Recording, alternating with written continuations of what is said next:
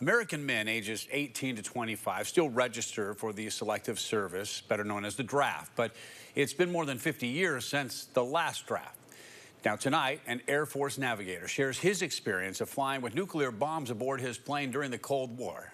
6 News Side reporter Don Dare, himself a veteran, talks with a retired officer who was one of the last U.S. military draftees. Ken Jones has not lost his edge of concentration and precision.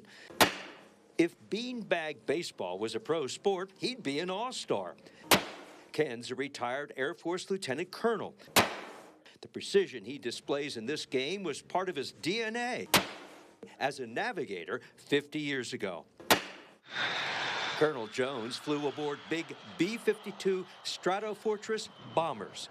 Not the modern high-tech ones in the air today, but the more low-tech models flown in the 1970s and 80s during the Cold War.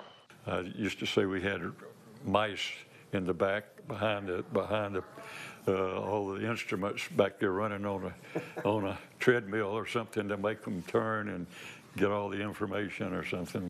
You had to be a pretty smart cookie to be a navigator. You had to be pretty good in math, precision. You had to be somebody that was precise.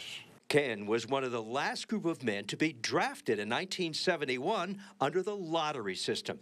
He qualified to attend the prestigious Defense Language School at the Presidio in Monterey, California. I said, what language am I going to be learning? And they said, Czechoslovakian. And I said, I don't even know how to spell that, much less speak it. So after 3 months of language school, learning Czechoslovakian, you had the opportunity to go to officer training school. Correct. It would take nearly another 18 months to complete his B-52 navigation school training, where precision was an important part of the job.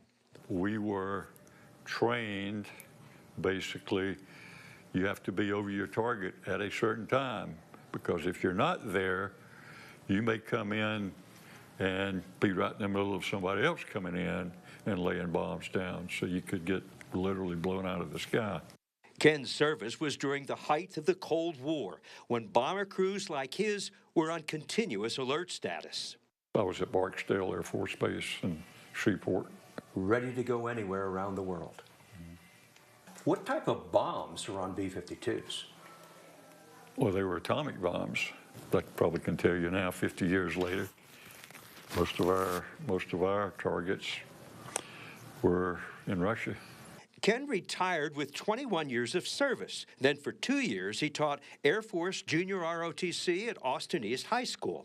You know, I felt like I did something that benefited our nation. Retired Air Force Lieutenant Colonel Ken Jones. Don Dare, 6 on your side.